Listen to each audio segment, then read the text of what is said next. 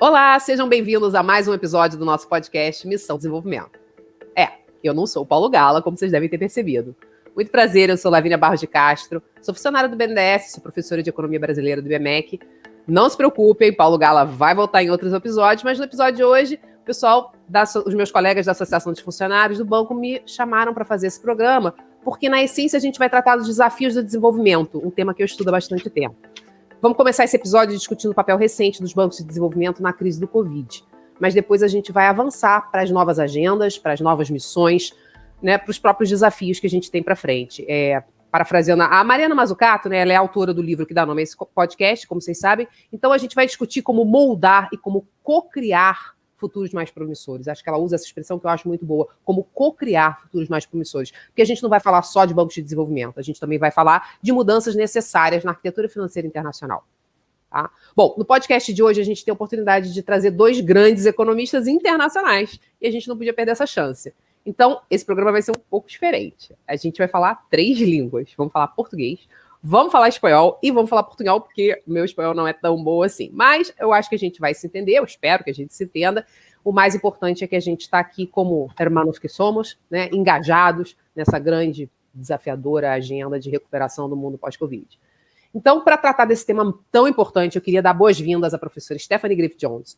A Stephanie é uma das maiores especialistas no tema de financiamento do desenvolvimento. Ela tem muitos trabalhos em macroeconomia, em fluxos de capital. Ela é PhD por Cambridge, ela é professora emérita da Universidade de Sussex, diretora do IPD, né, da Universidade de Colômbia.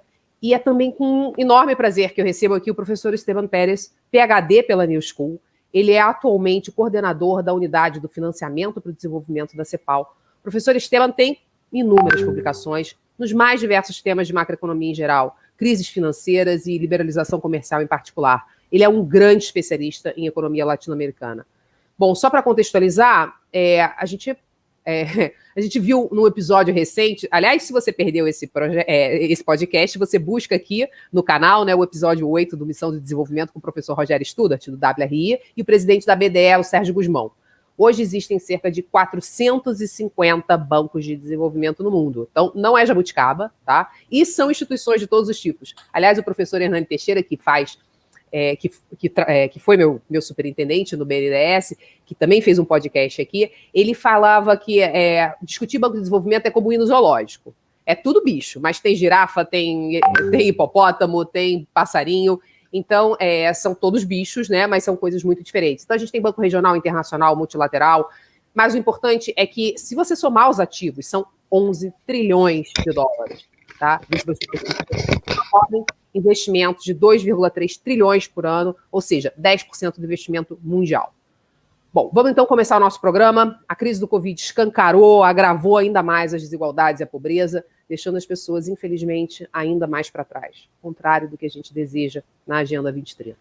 Então, para começar o episódio de hoje, eu vou usar as palavras do escritor inglês Damian Barr, que ele diz assim: estamos todos na mesma tempestade, mas não no mesmo barco. Todos estamos en la misma tormenta, pero no en el mismo barco. Buenos días, profesora Stephanie. Buenos días, profesor Esteban. Es un placer y un honor tenerlos en este programa. Muchas gracias por aceptar esta invitación. Para empezar nuestra discusión, me gustaría pedirles que expliquen un poco lo que hicieron los bancos de desarrollo en la crisis de COVID. ¿Cuáles fueron las principales acciones tomadas, las cosas más destacadas? ¿Qué instrumentos financieros se utilizaron? ¿Hubo algo diferente en las respuestas dadas en esta crisis de COVID en comparación con las respuestas dadas en otras crisis internacionales en el pasado reciente? Primero, por favor, profesor Stephanie, y luego continuamos con profesor Esteban. Muchas gracias. Bueno, Lavínia, encantada de estar contigo y con Esteban. Muchas gracias por la invitación, también de hablar en un tema tan importante.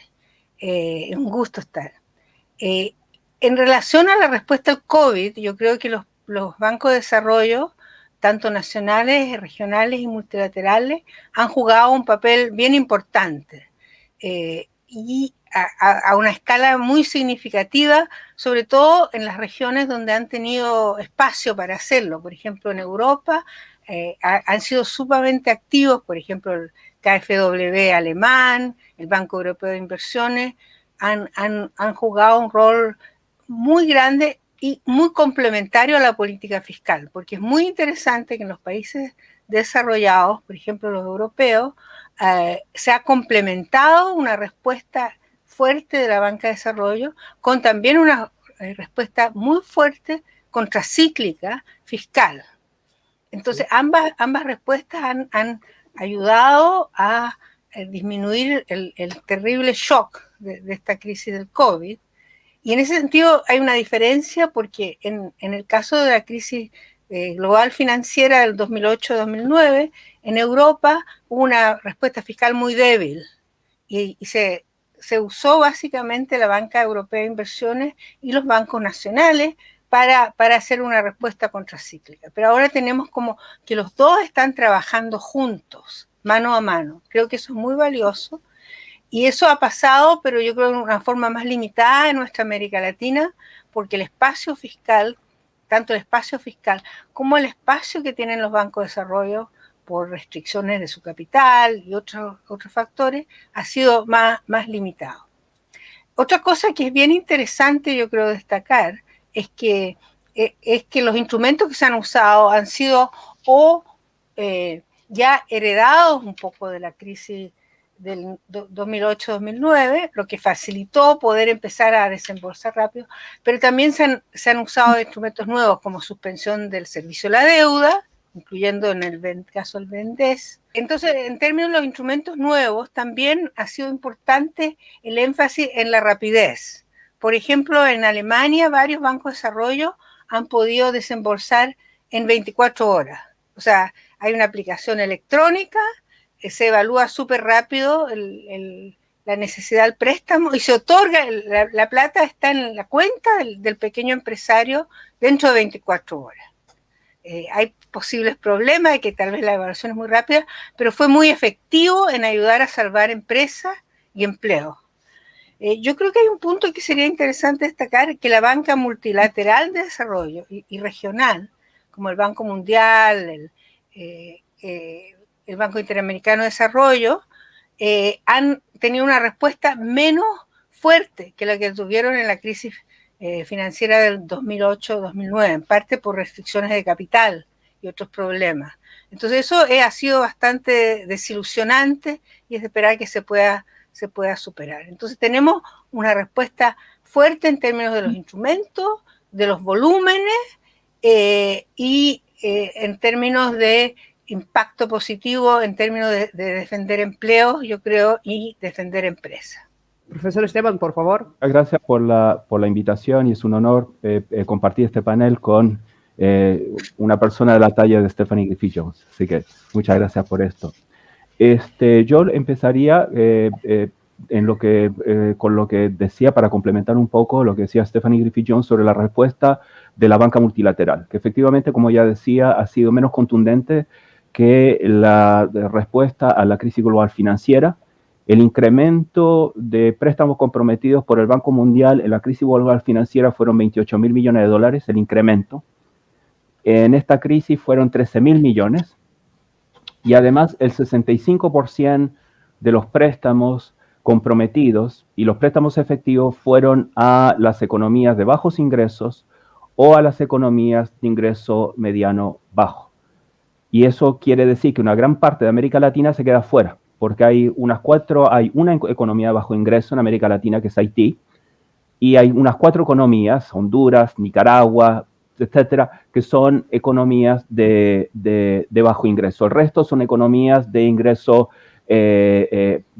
mediano alto o de ingreso alto, en algunas economías como Chile, Uruguay, algunas economías del Caribe que se han dejado fuera. Entonces, ese es un punto. El Fondo Monetario tampoco se comportó de una manera muy similar. El Fondo Monetario, la asistencia que le dio a los países a nivel global son de 110.000 millones de dólares. Si sacamos las líneas de crédito flexible, que son únicamente 3 países de América Latina a las cuales el Fondo Monetario les otorgó, Perú, Colombia y Chile, porque México tiene una línea de crédito flexible del 2019. Si sacamos eso, nos quedamos en 67.000 millones de dólares. Entonces, una respuesta menos contundente que la respuesta del Fondo Monetario a la crisis global financiera que rondó alrededor de los 80.000 millones de dólares. Y si vemos la necesidad de financiamiento de los países desarrollados, que estimó el Fondo Monetario en marzo del 2020, que son 2.5 billones, el Fondo Monetario dice que tiene una cartera de un billón, pero si le sacamos los fondos comprometidos, lo que no tiene 800.000 millones de dólares para comprometer nada más. Entonces, la respuesta a la banca multilateral fue bastante tenue.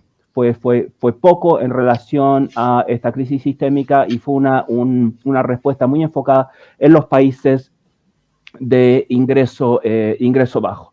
En cuanto a la banca regional y la banca nacional, la banca regional tuvo una respuesta, pero viene un poco limitado, como decía Stephanie, por las capacidades que tienen de préstamo. Por ejemplo, el Banco de Integración Centroamericano prestó 1.9 mil millones de dólares y la CAF prestó 10 mil millones de dólares, que es más de lo que dio el Banco Mundial si lo sumamos, pero es relativamente pequeño lo que pueden. Y si vemos lo que contribuyó el Banco de Desarrollo del Caribe, son unos 400 millones de dólares. Es poco. En cambio, la evidencia lo que sí muestra es que la banca nacional tuvo una respuesta muy grande a esta crisis y quizás mucho mayor de la que tuvo en la crisis global financiera. Y eso es un tema a tener en consideración. El cálculo que nosotros hemos hecho en CEPAL para responder a la pandemia es que la banca nacional de desarrollo entregó préstamos por un monto de 93 mil millones de dólares. Eso sobre la base de, más que banca de desarrollo, son instituciones financieras de desarrollo. Entonces es mucho mayor de lo que fue la banca subregional y ciertamente de lo que fue la banca multilateral. Entonces la banca nacional ha pasado a jugar un papel muy importante. Si uno ve la cartera de los instrumentos, el 60% es crédito, el 10% es asistencia técnica, el 27% es suspensión de pagos, un 100% de refinanciación y el instrumento que aunque no tiene una participación muy grande dentro del total, que son las garantías, que son 10%, es el instrumento más dinámico de esta crisis. Las garantías han crecido, los sistemas de garantías y las garantías han crecido exponencialmente para todos los bancos de desarrollo. Y es un instrumento que se ha transformado en un instrumento muy importante porque no requiere liquidez. Garantía a un banco comercial para reducir el costo a una pyme. Entonces yo creo que el crecimiento de las garantías y lo que va a significar ese crecimiento de las garantías para la banca de desarrollo va a ser muy importante. Porque, por ejemplo, en el caso de Argentina creo que pasó de 83 millones a 1.000 millones. La garantía, o sea, el crecimiento de las garantías han sido más de 1000%, porque antes de la crisis no eran tan importantes. Y el tema con las garantías es que las garantías han servido de alguna manera para salvar las empresas, para mantenerlas a flote. Y el tema es si este instrumento de las bancas de desarrollo va a pasar a ser un instrumento de manera más permanente. Si este rol de la banca de desarrollo, en América Latina hay aproximadamente unas 100 instituciones de financiamiento para el desarrollo, se va a mantener, si se puede hacer la escala y qué tipo de reforma en términos de gobernanza, en términos del manejo de riesgo, en términos de institucional se necesitan para institucionalizar los sistemas de garantía. Ahora, si miramos, y con esto quiero terminar porque no quiero tomar todo el tiempo, si miramos las diferencias entre la banca de desarrollo regional y la banca de desarrollo nacional en términos de sectores, lo que vemos es que la banca de desarrollo regional dedicó sus esfuerzos a fortalecer al sector gobierno, aliviando la carga fiscal y adjudicándole... ¿Podría repetir cuál es el sector? Yo no he escuchado. El sector gobierno, al cual le adjudicó el 85% del total de sus fondos COVID, el 9% a los hogares, al sector privado 6% y 1% únicamente para MIPYME. Esa es la banca regional. En cambio, lo que sabemos es la banca nacional se dedicó esencialmente no tanto a aportar al sector fiscal, sino más bien a apoyar la actividad económica y apoyar principalmente al sector privado, con 37% de los fondos adjudicados, de los cuales 35% de los fondos fueron dedicados exclusivamente a las MIPYMES. Entonces yo creo que eso es importante. Un último elemento que quiero señalar es que esta crisis del COVID va a cambiar el papel que tiene el gobierno. El gobierno de Estados Unidos está jugando un papel muy distinto, contracíclico, con política industrial, una banca central que dejó el quantitative easing, que se dedica a los temas reales, no solo a los temas financieros.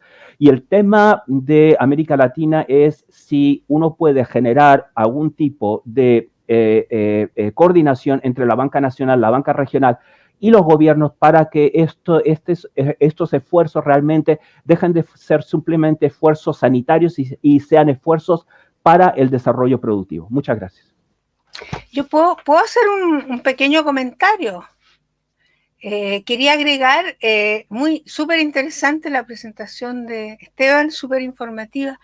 Creo que es interesante este aumento de las garantías que ha ocurrido en la crisis. Y eso me recuerda a un artículo de Arrow y Lind, Arrow teniendo un premio Nobel, en que señala que en situaciones en que hay alta incertidumbre, es muy importante la acción estatal, porque los riesgos se pueden distribuir entre muchos actores, los ciudadanos o los contribuyentes que pagan los impuestos. Entonces, cuando hay una incertidumbre extrema, es muy conveniente la acción estatal, y él en particular recomienda justamente las garantías, que como señala Esteban, fueron muy importantes. Entonces yo creo que hay aquí como un trasfondo teórico, porque una situación de incertidumbre es cuando no se puede ni siquiera cuantificar los riesgos. Y en esos casos, la empresa privada, los bancos privados, no quieren intervenir, no quieren prestar porque no pueden medir los riesgos. Y en esos casos es muy valiosa la intervención pública, y en particular de la banca estatal a través de garantías, para reducir el impacto negativo que tiene la incertidumbre en la inversión. Y pasa también, y de eso tal vez podemos hablar más después, en incertidumbre vinculada a grandes cambios estructurales. Por ejemplo, si se quiere hacer un cambio estructural para pasar a una economía más verde o más inclusiva, hay que hacer grandes inversiones de transformación, y eso implica mucha incertidumbre. Entonces, para esa incertidumbre es particularmente valiosa la banca de desarrollo, y también instrumentos como las garantías. Entonces creo que no siempre es importante el instrumento, pero yo creo que hay momentos en que es muy clave. La desventaja de las garantías es que lo que llamamos policy steer, o lo que antes se hablaba como una nueva política industrial, es más difícil a través de las garantías, porque el banco público está garantizando el riesgo de los bancos, pero las decisiones de los créditos las están tomando los bancos intermediarios, que son típicamente bancos comerciales. Entonces es más difícil, digamos, hacer una política más directa, pero entonces tienen esa desventaja. Entonces yo creo que las garantías son muy importantes en ciertos momentos y en ciertos sectores. Ese era un alcance. Fantástico, estoy aquí encantada. Yo voy a pegar algunos puntos en portugués, solamente para saber que todos los escuchan. Voy a pegar umas coisas que me parecem importantes. Bom, a professora Stephanie falou aqui vários pontos importantes. Acho que sensacional essa questão da rapidez, né? Na crise você tem que ser rápido, você tem que dar essa resposta rápida. E ela mostrou, interessante, o papel dos bancos nacionais, mas há aqui uma certa insatisfação em relação à atuação que os bancos multilaterais tiveram, né? Que teria sido uma atuação inferior ao que foi na crise passada, né? E esse é um ponto também aqui que chama a atenção. E ela mencionou alguns instrumentos, e aí o professor Esteban também aprofundou um pouco nos dados. Ele também tem essa percepção, né, de que os multilaterais fizeram menos do que fizeram na crise passada, há uma certa decepção aqui. Os regionais também não se destacaram tanto, ficaram abaixo, talvez até por falta de capital, mas ele mencionou a importância da atuação dos bancos nacionais, né? E como essa atuação dos bancos nacionais, ela também se deu de forma diferente, no sentido em que houve uma expansão muito grande do instrumento de garantias, né? E isso é muito importante. Aí a professora Stephanie, então, colocou um ponto teórico muito interessante, né? Em momentos de grande incerteza, essa importância das teorias. Só para lembrar, o BNDES também aconteceu isso, tá? Dos 136 bilhões que nós fizemos no BNDES, 92 foram de garantias e também para a MPME, como o professor destacou. Bom, vamos passar para as segundas perguntas, mas muito obrigada por todas essas informações muito esclarecedoras. Profesora Stephanie, ahora hablemos un poco de los grandes desafíos para frente también. Entonces, que la agenda mundial post-COVID de los bancos de desarrollo implica no solo una acción contracíclica a corto plazo, sino que también tiene el objetivo general de construir un futuro más sostenible, promoviendo y fortaleciendo la Agenda 2030. ¿Cuáles son las grandes agendas? Lo que me preocupa es que las empresas, principalmente las pequeñas y medianas empresas, ellas están sobreviviendo en el periodo posterior a la crisis. ¿Cómo pueden comprometerse con el desarrollo sostenible? ¿Cómo pueden los bancos de desarrollo inducir esta recuperación sobre bases más sostenibles? ¿Debían trabajar imponiendo condiciones a los préstamos de garantías o proporcionando incentivos? Profesora Stephanie, la agenda mundial, ¿qué debemos hacer, por favor? ¿Cuáles son?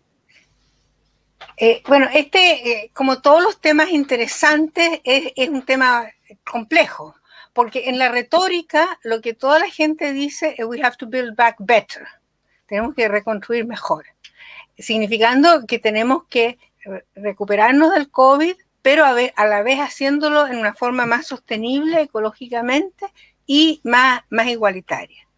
Pero en la práctica, cuando uno conversa con los bancos de desarrollo, lo que dicen es, nosotros estamos desesperadamente tratando de salvar empleos y salvar empresas. Y no podemos mirar tanto, discriminar en este momento crítico, ¿cierto? ¿Cuál es el, digamos, el criterio verde o el criterio de igualdad? Aunque salvar empresas y salvar empleos sí implica una mayor equidad en la respuesta. Pero yo creo que hay, de todas maneras, a pesar de esas dificultades, un esfuerzo significativo en tratar de hacer ambas cosas, o sea, de a la vez tener una respuesta contracíclica y a veces aprovechar los recursos adicionales que se están otorgando. Como señalaba muy bien Esteban, por ejemplo, en América Latina los bancos nacionales de desarrollo están aumentando mucho los préstamos para canalizar una parte de esos préstamos a por ejemplo, desarrollo verde. Y yo he estado estudiando el Banco Europeo de Inversiones, que es un banco muy grande porque presta alrededor de 60, 70 mil millones de euros al año. Y ellos han decidido, en la mitad del COVID, han decidido que van a transformarse en un banco verde. Y la mitad de los préstamos, a partir del 2025, tiene que ir a actividades directamente de bajo carbono. Y el resto de los préstamos también tienen que ser consistentes con las metas del Acuerdo de París. O sea, ellos se han dado, digamos, un objetivo bien ambicioso en la mitad de la pandemia, ¿no? Entonces yo creo que eso es posible, digamos, caminar en dos pies a la vez. Es difícil, pero yo creo que también es porque hay muchas oportunidades nuevas. O sea, una manera de defender trabajos y empresas, ¿cierto?, es fomentar, por ejemplo, la energía renovable, la eficiencia energética, la movilidad eléctrica. O sea, hay una serie de nuevas actividades que pueden generar empleo y que son más verdes. O sea, también yo creo que se puede combinar en ese tiempo. Y yo creo que espero que a medida que salgamos del COVID y que las economías se empiecen a recuperar, se pueda retomar este énfasis en una economía más renovable y más igualitaria. Y yo creo que hay grandes oportunidades para eso. Y también creo que aquí son importantes los instrumentos, porque Lavinia hacía la pregunta muy interesante en relación a los instrumentos antes. Por ejemplo, para insistir en el Banco Europeo de Inversiones, ellos evalúan todos los proyectos con un precio sombra del carbón. Entonces, evalúan, digamos, con un criterio puramente comercial, pero también evalúan con un precio sombra alto. Ahora van en 80 euros por tonelada de carbón y van a llegar como a 800 en el 2050. Ya tienen un camino trazado. Entonces yo me pregunto si los bancos, por ejemplo, de desarrollo de la región, podrían pensar en algo así. Es bien ambicioso y puede requerir recursos fiscales al comienzo si las actividades no son rentables comercialmente, y un banco como el Europeo de Inversiones tiene la ventaja de que tiene la Comisión Europea detrás y puede combinar con subsidios, etc. Pero digamos, si uno permite que se tomen en cuenta estas grandes externalidades y se facilite la transformación estructural que va a llevar al final a un desarrollo más dinámico, pero a la vez más sostenible. Y yo creo que esto es muy urgente, porque aunque es súper urgente la crisis del COVID, digamos, las proyecciones de cambio de temperatura por el cambio climático son bien dramáticas. Y tenemos, digamos, estos 10 años, tenemos esta década para hacer la transformación, para reducir el cambio climático. Entonces hay un sentido de urgencia súper dramático, y yo creo que los bancos de desarrollo pueden jugar un gran rol a través de sus operaciones, pero también a través de los fondos que pueden catalizar del sector privado. O sea, pueden tener un efecto multiplicador o de apalancamiento bien importante. Y en ese sentido los bancos de desarrollo están cada vez más, yo creo, en el centro de la agenda de desarrollo. Y eso se reflejó en la conferencia en que las dos participamos, Lavinia y yo, que fue una conferencia de más de 450 bancas de desarrollo que representan activos totales de, ahora se están midiendo casi 14.000 millones de dólares, y que es como, y representa como el 10% de la inversión global. Entonces, ellos se están tratando de agrupar para ver cómo mejor la banca de desarrollo puede ayudar a impulsar esta gran transformación estructural que requiere recursos de inversión masivos. Entonces yo creo que eso es súper importante también para nuestra región. Perfeito. Muitas graças, professora. Sim, bom, realmente a quantidade, o volume, né, de recursos, vocês viram que ela comentou, até aumentou já o número, né, de dinheiro de ativos, né, dos bancos de desenvolvimento. Tem novos bancos de desenvolvimento que estão sendo criados, ela vai falar isso daqui a pouco, mas agora eu vou fazer uma pergunta para o professor Esteban para a gente continuar a aproveitar aqui o tempo, porque eu estou ficando nervosa que o tempo aqui já está correndo. Então, professor Esteban, segundo o informe especial número 10 da CEPAL, en 2020, América Latina y el Caribe vivió la peor crisis de su historia, con una contracción de 7,7% del PIB y de 20% de la inversión. La pandemia ha agravado estas brechas institucionales y muchos de los problemas estructurales. Se cerraron numerosos negocios, profesor Stefan estaba hablando de eso también. El número de personas sin trabajo se elevó a 44 millones, la pobreza extrema, esos son dados del relatorio, ha aumentado en 8 millones, alcanzando 28 millones de personas. Entonces, yo me pregunto, ¿cómo pueden los bancos de desarrollo contribuir a revertir el aumento de la pobreza, romper los ciclos de pobreza?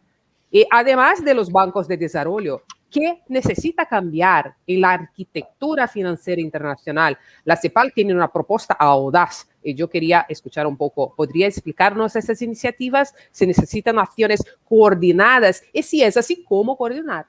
Muchas gracias. Bien, entonces son varias preguntas. Yo me gustaría empezar con el tema del financiamiento verde y los bancos de desarrollo.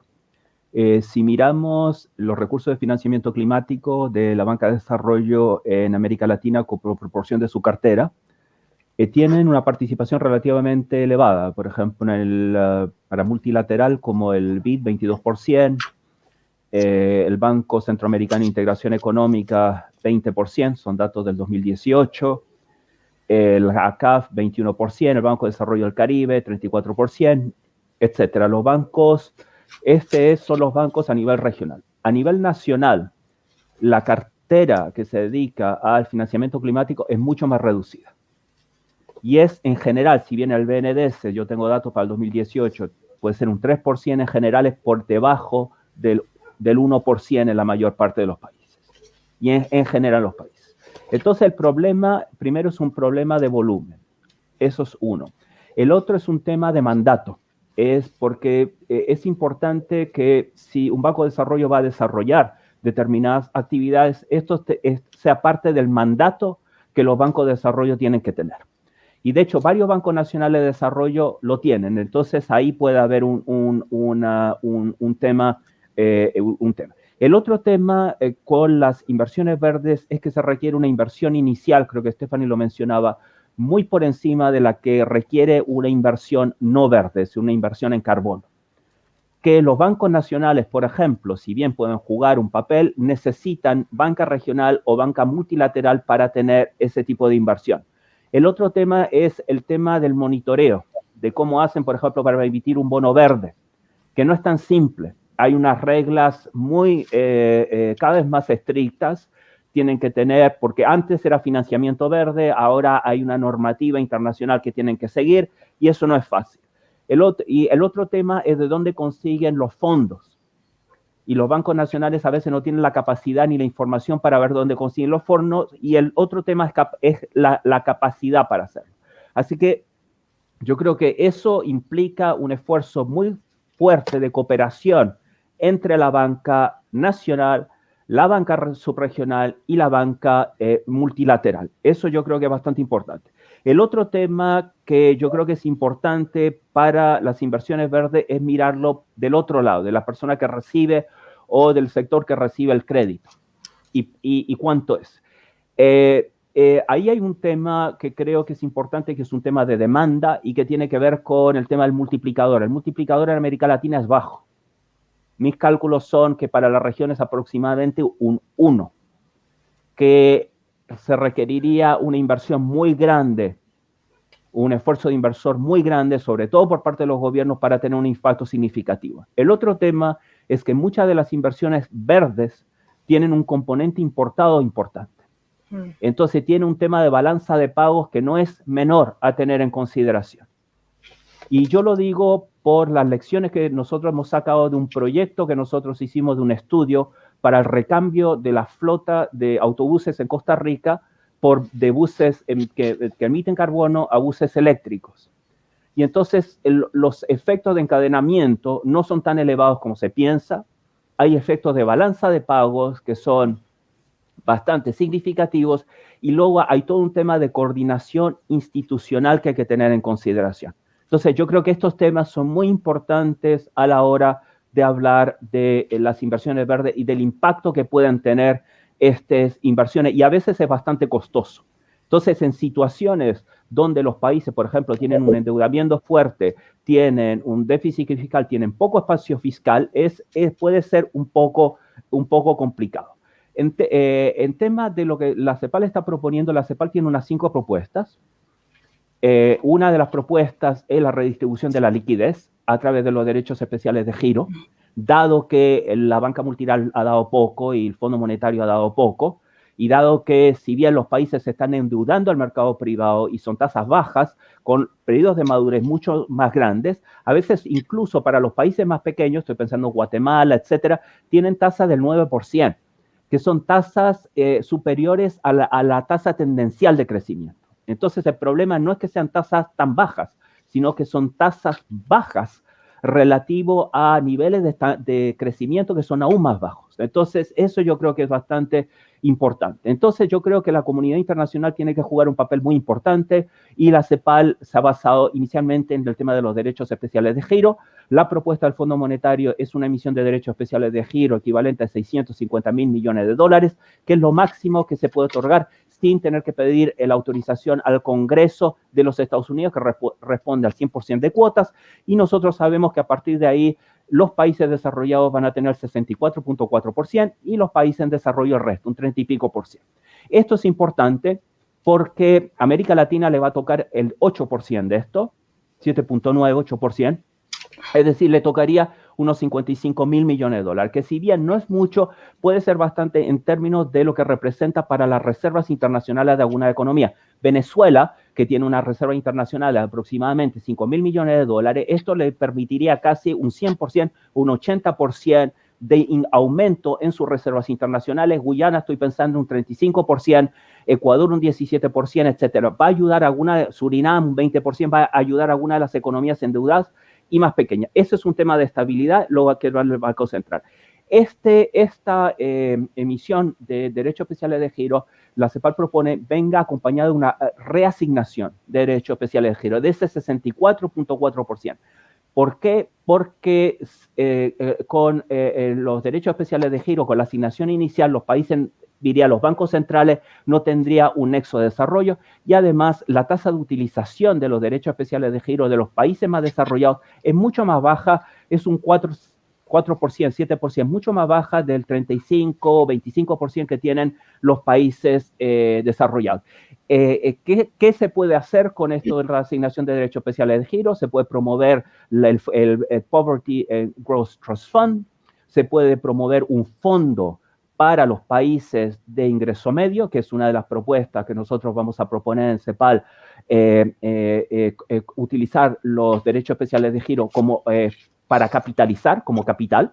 Habría que pagar obviamente un interés sobre el capital, pero eso se puede hacer en los préstamos porque el interés es 0.05%, que es el interés de los derechos especiales de giro, que es básicamente un préstamo concesional, es muy bajo y se puede pensar en una tasa de apalancamiento de 10, por ejemplo.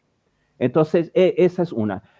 Esta reasignación se puede también complementar con otras propuestas, por ejemplo, la propuesta del Fondo de Costa Rica, que es una propuesta todavía, que es un fondo propuesto de unos 500 mil millones de dólares, 3% del PIB de los países desarrollados que se haría a través de la banca multilateral, iría a la necesidad de financiamiento para enfrentar la pandemia, los países en desarrollo sin ingreso.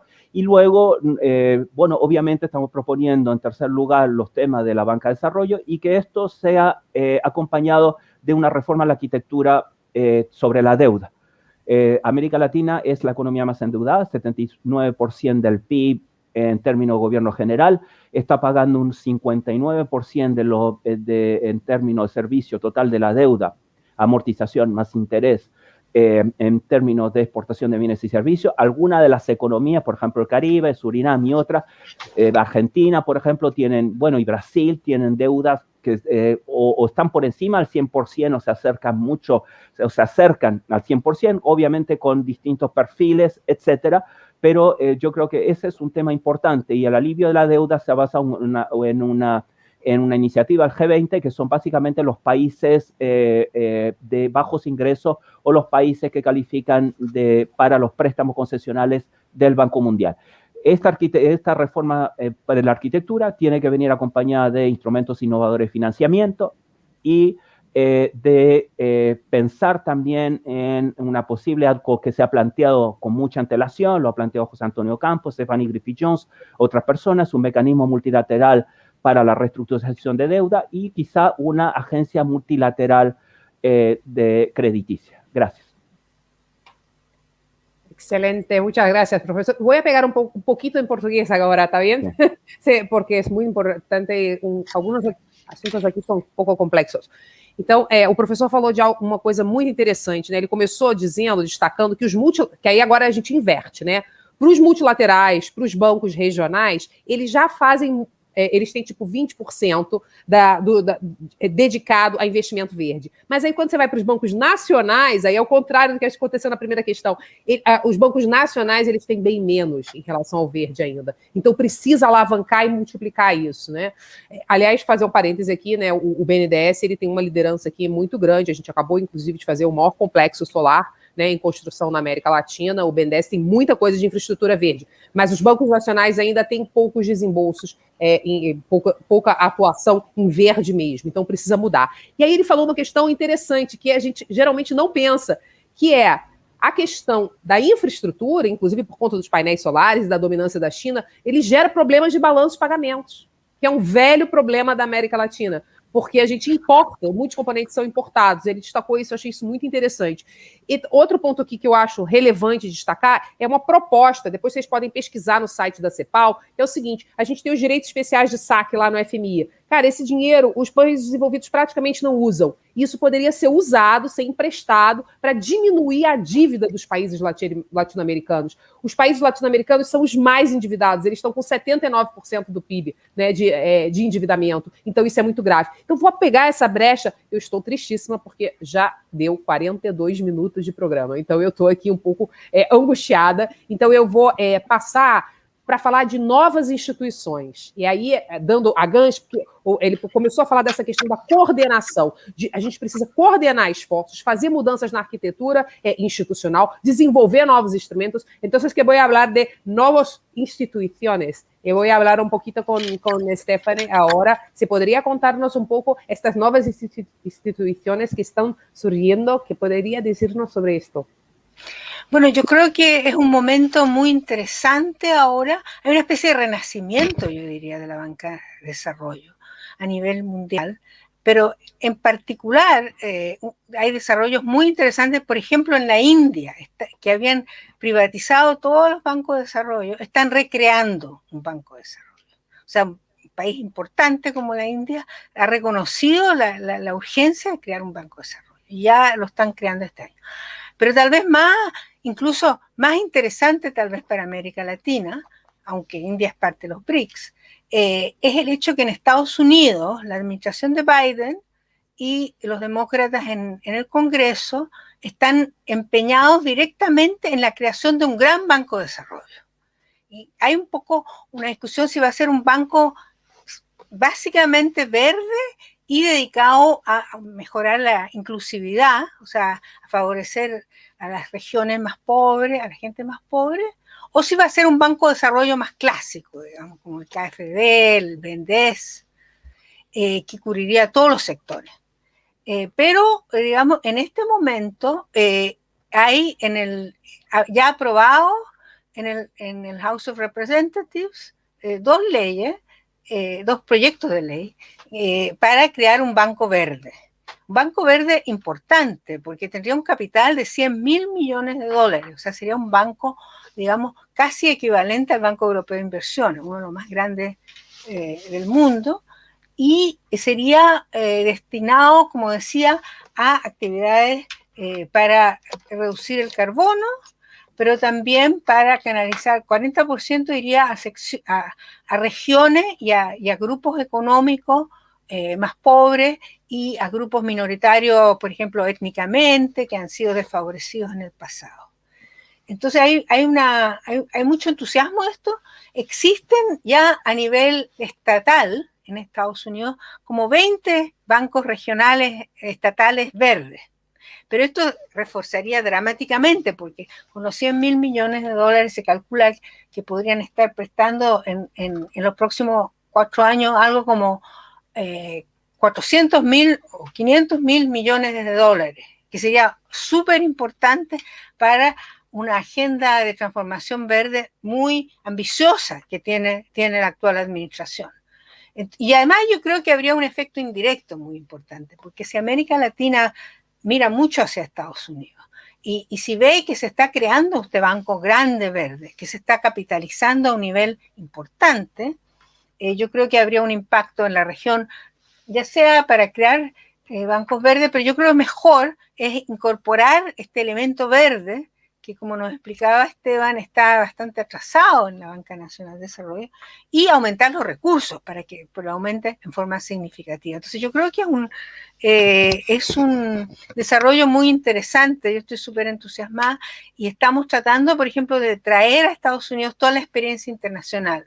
Entonces con los banqueros de desarrollo europeo, del Banco Europeo de Inversiones, de esta asociación de bancos, el International Development Finance Club, estamos teniendo diálogos, por ejemplo, con senadores americanos para tratar de traer la experiencia internacional, porque en Estados Unidos en los 30 hubo una banca de desarrollo muy importante que jugó un papel absolutamente clave, y esto no es muy conocido, en el New Deal de Roosevelt.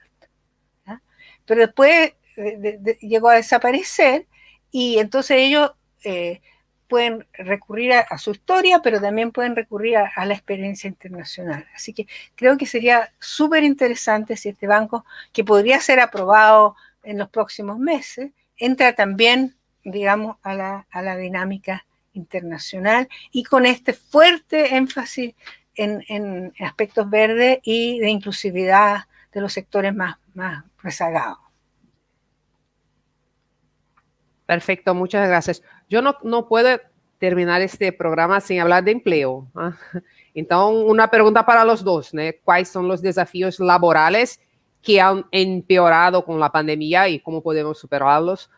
¿Pueden los bancos de desarrollo ayudar a desarrollar nuevas capacidades, promover la inclusión digital, construir y mejorar la infraestructura de TI? Hay tantas agendas, ¿no?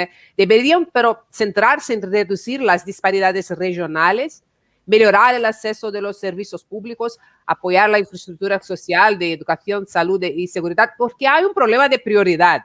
Entonces, ¿cuál es en vuestra visión? ¿Qué debe ser prioritario acá? Entonces, bueno, yo creo que es un tema súper importante. Y yo creo que en los países del norte hay un poquito una obsesión con la transformación verde. Ahora, la obsesión es justificada porque es un tema importante, el planeta se está calentando y todo esto lo sabemos. Pero yo creo que en regiones como América Latina, donde hay todavía tanta pobreza, que como señalaba Esteban, está aumentando, y donde el desempleo está subiendo, tenemos que poner, tal vez, como lo dijo José Antonio Campo en un seminario reciente, poner primera prioridad en el aspecto, digamos, de apoyo social, y particularmente en el empleo, y ojalá un empleo bien pagado, para la respuesta a la pandemia. O sea, tener un desarrollo, digamos, inclusivo primero, generador de empleo, y a la vez verde. Y yo creo que así como hay instrumentos para medir el impacto sobre que los proyectos y los programas sean de bajo carbón, tal vez deberíamos pensar en tener medidas metodológicas para evaluar y valorar el impacto sobre el empleo que tienen distintos proyectos y distintos sectores, para ensalzar la importancia y darle una medida práctica. Entonces yo creo que estos criterios serían muy valiosos y muy complementarios. Y yo pienso modestamente que se habla mucho de los 17 metas de los Sustainable Development Goals, pero yo creo que dentro de esos yo priorizaría dos, que son estos dos, o sea, el empleo y la transformación verde, porque es muy difícil para una banca de desarrollo tener 17 metas. O sea, como un pobre funcionario que tiene que dar un crédito va a pensar en lograr 17 metas a la vez. Yo creo que es bien difícil. Estoy simplificando un poco. Entonces yo creo que sería bueno enfatizar esas dos dimensiones. Perfecto. Profesor, por favor, porque si puedes hablar un poco de política industrial también, innovación, Sí. ¿te quieres ayuntar? Perfecto, está bien. Ok, sí, cómo no. Yo me gustaría partir por lo siguiente. Antes de la pandemia, si uno mira la tasa de crecimiento del PIB de América Latina, había claramente una tendencia a la baja, un crecimiento tendencial a la baja. Y antes de la pandemia, América Latina básicamente se encontraba en una situación de estancamiento económico. Y la pandemia ha tirado esto abajo, y las proyecciones para el futuro es que si bien la recuperación puede ser bastante fuerte inicialmente, porque se pasa de situaciones de cuarentena y lockdown y todo lo demás, donde se abre la economía, luego la tendencia es a la baja. Vamos a otra vez estar en esto del estancamiento. Y el crecimiento es central, no solo para el bienestar, todo lo demás, sino para pagar la deuda. Si no logramos crecimiento, el tema de la deuda y el tema de la liquidez no se va a centrar.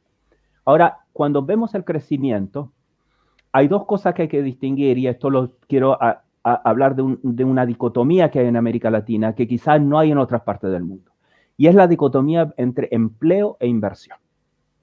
Porque las empresas que tienen la mayor participación en el empleo, que son las pymes, no son las empresas que invierten, que son las más grandes. Y en general esto no se da. Por ejemplo, yo siempre me acuerdo de la teoría general de Keynes, cuando hablaba del multiplicador. Él supone que el multiplicador de la inversión es el mismo que el multiplicador del empleo. Y en América Latina no es así. Y por consiguiente, las políticas de empleo no son las mismas políticas de inversión. La inversión está concentrada, en los cálculos que hemos hecho en la CEPAL, en unas pocas empresas. Entonces, aquí y lo que hace el crecimiento no es tanto el empleo, sino es la inversión. Entonces, hay una dicotomía delicada para hacer política económica. Y eso yo creo que hay que tenerlo muy presente. El tema con el empleo son dos, a mi juicio, que han ocurrido con el COVID. Uno es el tema de las pérdidas de empleo que se debe, que es lo que se llama subutilización de capacidad, que van a volver con medidas de demanda, si es que se logran determinadas medidas de demanda, con redistribución que permitan aumentar el multiplicador. Y luego están los puestos de trabajo que se han destruido. O sea, hay destrucción de capacidad, hay destrucción de puestos de trabajo y hay baja utilización. Entonces, a esta dicotomía entre inversión y empleo, hay una especie como de dicotomía entre la utilización y la destrucción de empleo. Entonces, las políticas que van a promover el crecimiento tienen que tener en cuenta esta idea de empleo e inversión y tienen que tener en cuenta qué van a hacer con los empleos que se destruyeron y que no van a volver. Y la gente que se quedó fuera, evidentemente, y qué van a hacer con la utilización de la capacidad. Yo creo que eso son dos interrogantes que a mí me parece. Y a estas dos interrogantes yo añadiría una tercera, que es el problema de la informalidad en América Latina. Que eso es enorme. Y eso no sabemos exactamente la informalidad, cuál ha sido el impacto del COVID en todo lo que es la informalidad, etcétera. Entonces, yo creo que las políticas hay que hacerlas a mí me da la impresión, en esas tres direcciones. Yo creo que una cosa que pueden hacer los bancos de desarrollo es la inclusión financiera. Y cuando hablo de la inclusión financiera, no solo me refiero a bancarización, sino la inclusión financiera como una política de desarrollo productivo.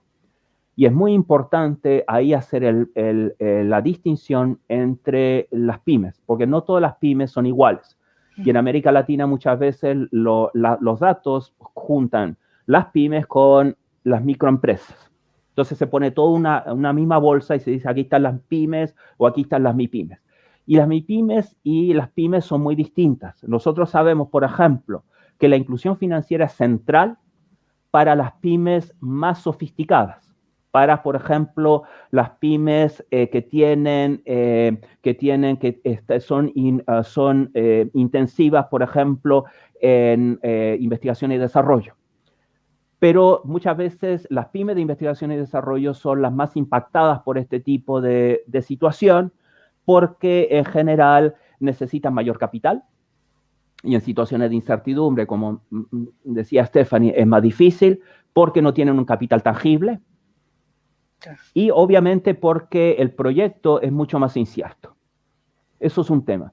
Luego está el tema del que los bancos de desarrollo pueden ayudar, es el tema de la competencia entre la informalidad y la formalidad.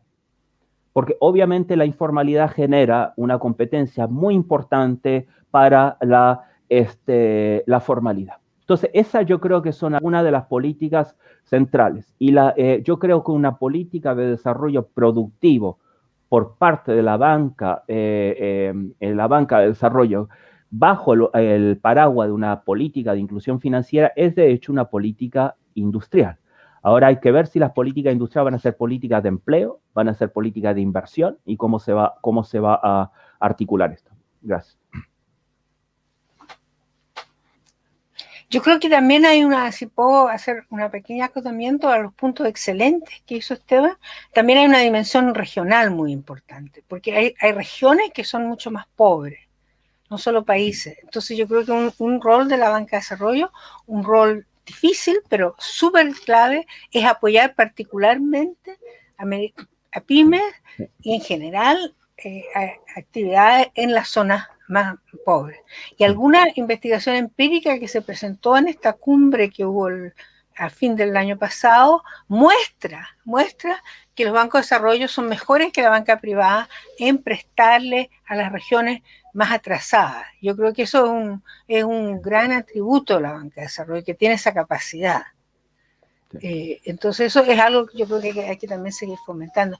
Pero yo creo que también es súper importante lo que señalaba Esteban, de la importancia también de la inversión y del aumento de la productividad, porque no solo queremos defender empleo y empresas para que sigan funcionando, pero también para que hacerlas cada vez más productivas, para poder generar empleos mejor pagados, ¿cierto? Y eso es un gran desafío en que yo creo que los bancos de desarrollo también pueden ayudar mucho. Sí. Yo quería simplemente acotar una cosa que se me ocurrió ahora, escuchando a Stephanie, que es el que yo creo que es importante, que es la relación que tienen las empresas más pequeñas, las pymes, con las empresas más grandes. Exacto. Y aquí quiero referirme a un caso particular, que es el caso del cobre en Chile. Hasta algunos años atrás, la industria del cobre era una industria vertical, es decir, todo se hacía dentro de esa industria. Y la industria del cobre, como supongo otro tipo de industrias en América Latina, se ha vuelto mucho más horizontal. Es decir, muchas actividades se hacen fuera. Y ahí donde hay una oportunidad para que una pyme pueda, por ejemplo, ser un proveedor de servicios para la industria del cobre y se pueden generar encadenamientos. Por el tamaño de las pymes, esto no ha ocurrido. Ahí hay un problema de escala muy grande. Entonces, ese es uno de los desafíos que yo creo que es importante para tratar a lo mejor de ligar lo que es el empleo con la inversión y, como decía Stephanie, la productividad. Excelente.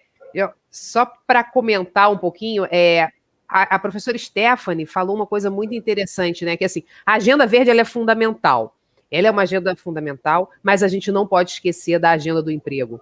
Então, ali nos ODS, ela chamou a atenção, né, do nosso ODS 8, né, do emprego decente, né, a importância disso, sobretudo para a América Latina. E depois, quando ela complementou, ela falou um ponto muito interessante também na discussão, a gente tem a agenda de PMEs, né, mas também tentar. Os bancos de desenvolvimento, eles têm capacidade de reduzir disparidades regionais dentro dos países, que essa também é uma agenda muito importante para bancos de desenvolvimento. E o professor Esteban trouxe uma questão aqui fundamental, até para a gente refletir sobre ela, que a gente sempre pensa que, tipo, emprego e renda andam juntos, né? Que o multiplicador é o mesmo. É até uma questão keynesiana, né? Se você aumenta o investimento, necessariamente você aumenta o emprego. E não. Às vezes você aumenta o investimento e não cria empregos. Às vezes até você destrói empregos. Então você precisa repensar como você vai tratar dessa dicotomia, né? Que é um tema fundamental. E também tratar da informalidade, né? Da piora das condições do emprego. Então ele trouxe aqui insights muito interessantes. Bom, está dando uma hora, eu vou ter que fechar o programa, mas eu queria dar uma oportunidade de perguntar mais uma última coisinha. Então, tenemos que encerrar el programa. Ya tenemos una hora, es increíble porque hay tanto a discutir. Entonces, pero yo no quería también cerrar sin preguntar para Stephanie un poco si tenemos, porque decimos que estamos en el mismo barco, no estamos en el mismo barco, ¿no? Estamos en la misma tormenta. Yo quería preguntar un poco sobre las mujeres y los negros fueron los más afectados por la pandemia. Entonces, ¿cuáles son las posibles agendas de los bancos de desarrollo para reducir las desigualdades de género y raciales que están haciendo los bancos de desarrollo en todo el mundo? Y para Esteban, yo gustaría de preguntar un poco de la agenda de innovación. ¿Qué crees que es lo más relevante? Se puede saber, si quieres saber de economía de sharing también, puedes agregar, pero tenemos que cerrar cerca. Gracias. Bueno, yo creo que es súper importante el rol que juega la banca de desarrollo y que puede jugar mejor en ayudarle a los grupos, digamos, menos favorecidos, que son las mujeres y las etnias. Yo sé que, por ejemplo, el Banco de Desarrollo chileno, la Corfo, tiene programas en las zonas donde están los indígenas para formación y capacitación de ingenieros de origen mapuche. Entonces yo creo que hay y programas de tratar de apoyar la innovación, en fin.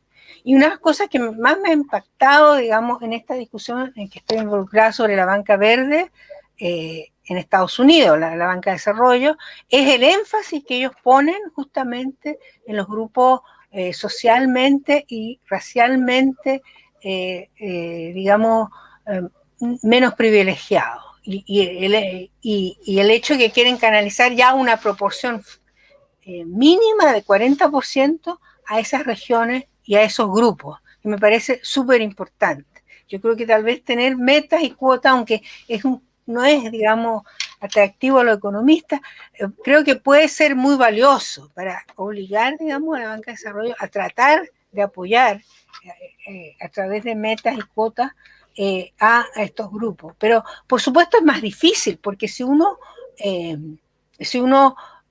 busca buenos proyectos en las zonas más pobres y entre la gente más pobre, es más difícil. Entonces ahí entra, por ejemplo, todo el tema de asistencia técnica, de preparación de proyectos, de formación, de emprendimiento, que es un aspecto que creo que es bien importante, que no hemos hablado y que se enfatiza mucho, por ejemplo, en Chile, el desarrollo de la capacidad de emprendimiento justamente para pequeñas empresas, para nuevas empresas y también para los grupos minoritarios. Así que yo creo que tiene que ser una combinación, digamos, de recursos financieros con apoyo técnico, en que se puede lograr, digamos, un gran trabajo. Y con apoyo, por supuesto, de los gobiernos también, porque también hay actividades que no se pueden financiar solamente a través de créditos, sino que significa apoyo de subsidio. Muchas gracias. Sí, yo sobre la pregunta de innovación lo que quería decir es la siguiente. Yo pienso que América Latina, como muchos otros países en desarrollo, están, para decirlo así, en una trampa del ingreso medio. Así que no pueden competir con los países de ingreso bajo sobre los bajos salarios, pero tampoco pueden dar el salto tecnológico. Y efectivamente la productividad, si uno mira en América Latina y en varios de los países, incluso en Chile, ha venido cayendo en los últimos años. Entonces el tema de la innovación y productividad es algo realmente central. Ahora, cuando se habla de innovación, tiene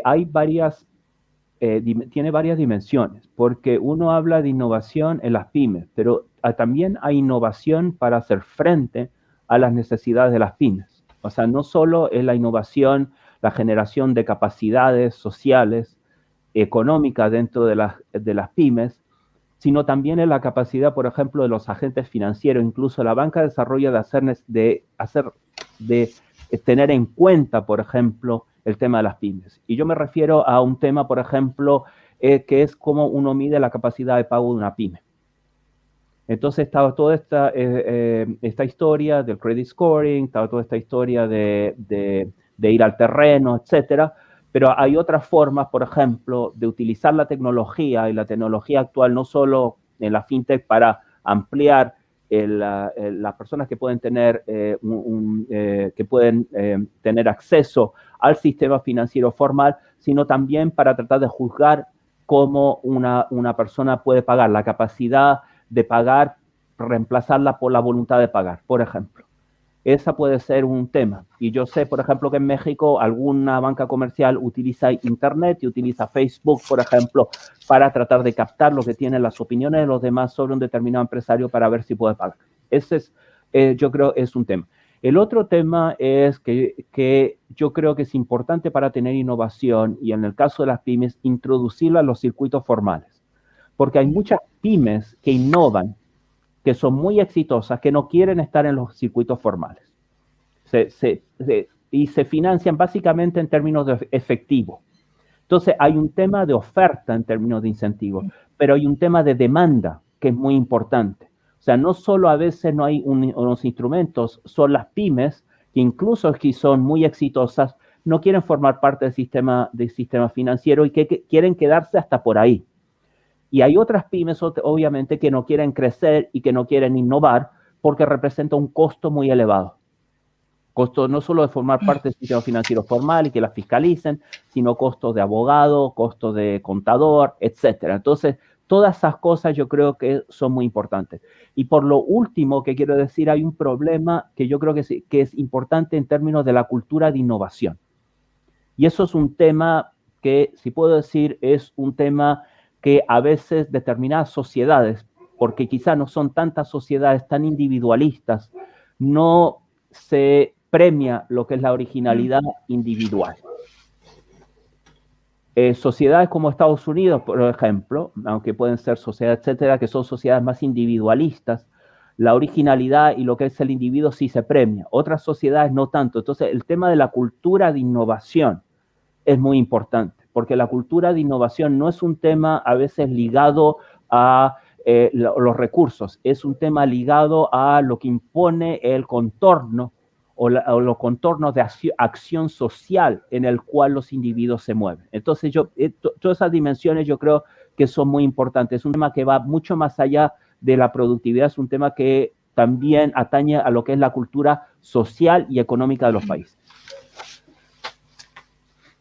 Stephanie, ¿quieres decir algo sobre innovación, por favor? Muy cortito. Yo creo que un tema interesante es cómo definimos innovación, porque en los países más desarrollados, en China, se está pensando siempre en la frontera tecnológica y cómo se va más allá. Pero en países como los nuestros, también es innovar, adaptar una tecnología que es buena internacionalmente y adaptarla en forma eficaz al contorno nacional. Puede ser tan valioso. Un caso chileno también es que como el desierto de Atacama es tan cálido y es tan seco, los paneles solares se queman muy rápido. Mientras en Europa del Norte, desesperados de atraer un poco de solcito, en el desierto de Atacama quieren disminuir la llamada efectividad de los paneles. Entonces hay investigación en Chile, en parte apoyada por la Banca de Desarrollo, para adaptar, digamos, la tecnología a estas circunstancias especiales. Entonces yo creo que ese otro tipo de innovación, también puede haber innovación, digamos, cómo se organizan las empresas, etcétera. Entonces yo creo que tenemos que ser flexibles, yo creo que ambiciosos en tratar de pasar la frontera tecnológica donde se pueda. Tal vez países grandes como Brasil, con más base industrial, pueden hacerlo, pero en los países más medianos y chicos también introducir tecnología y adaptarlas a la realidad nacional. Yo creo que eso es un rol importante también. Estoy encantada, es una lástima tener que cerrar el programa, entonces muchas gracias, es un privilegio tener los dos acá para hablar com nosotros, muchas gracias mesmo, muito obrigada, gente, esse foi o podcast, vou encerrar aqui, espero que vocês tenham curtido e vamos passar então para a gente se ver numa próxima ocasião, tá? Muito obrigada a todos, muchas gracias a todos. Fechamos Muchas aquí. Gracias. Y muchas gracias a ti y a Esteban por las excelentes intervenciones. Muchas gracias, Sam.